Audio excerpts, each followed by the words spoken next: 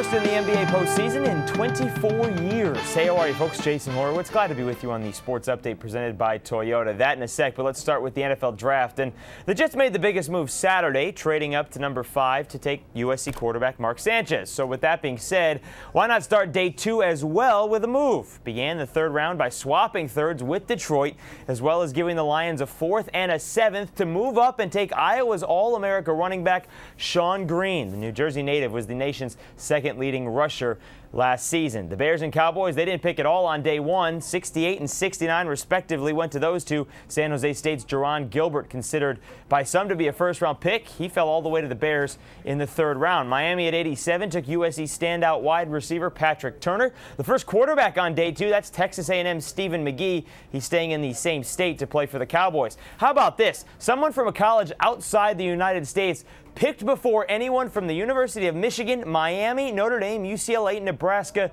even Virginia Tech. That's Vaughn Martin from Western Ontario. And with the last pick of the day, Kansas City took the so-called Mr. Irrelevant South Carolina kicker Ryan Suckup. Meanwhile, the Patriots and Eagles were very busy as well. New England sent cornerback Ellis Hobbs to Philly for a couple of 5th-round draft picks. Maybe that paves the way for the Eagles to trade Sheldon Brown, who asked for one last week. But not all that those two teams did. Both made many deals, stockpiling picks for 2010.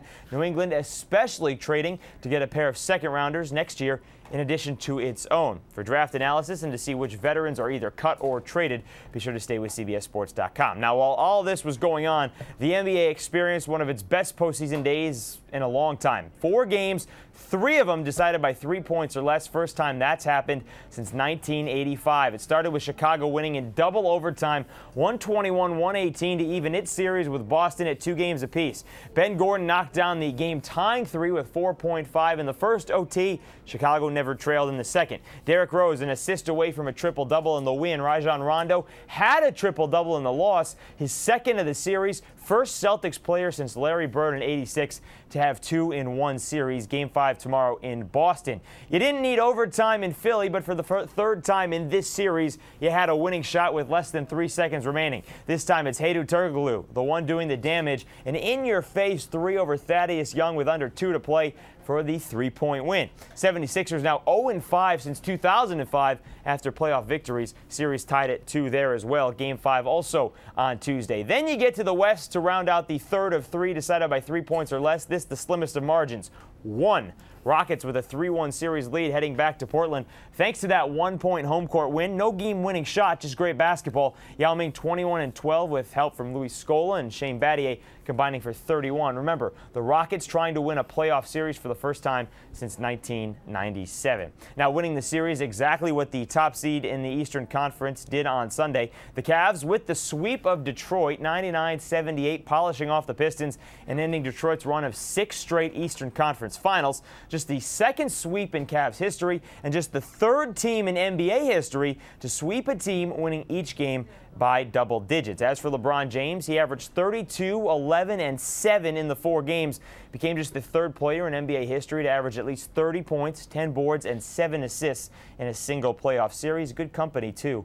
Larry Bird and Oscar Robertson. And plenty of rest for Cleveland as well, because Atlanta and Miami not close to being done. They play Game 4 tonight. The Heat with a 2-1 series lead. After losing Game 1 by 26, Miami has combined to win Games 2 and 3 by 44. Meanwhile, the Nuggets and Hornets back at it after Sunday's day off. Denver, the 2-1 series lead, trying to get it back to the Mile High City with a chance to close it out. Utah tonight also trying to avoid elimination in LA. As for hockey, the Rangers and Devils blew their respective chances to do that Sunday in the NHL's first round. New York playing without suspended coach John Tortorella, a 5-3 home ice loss. The Devils trounced 4-0 in Carolina, both Game 7s Tuesday night. Both Boston and Pittsburgh have already advanced in the East. All right, time for the Wits hits, and tonight the Western Conference with a chance to end the first round. Chicago a chance to close out in Calgary, while Anaheim, the 8th seed, looking to knock off number 1 San Jose. That, though, at home. Jacoby Ellsbury, he stole home. The highlight of Sunday night's Red Sox win over the Yankees,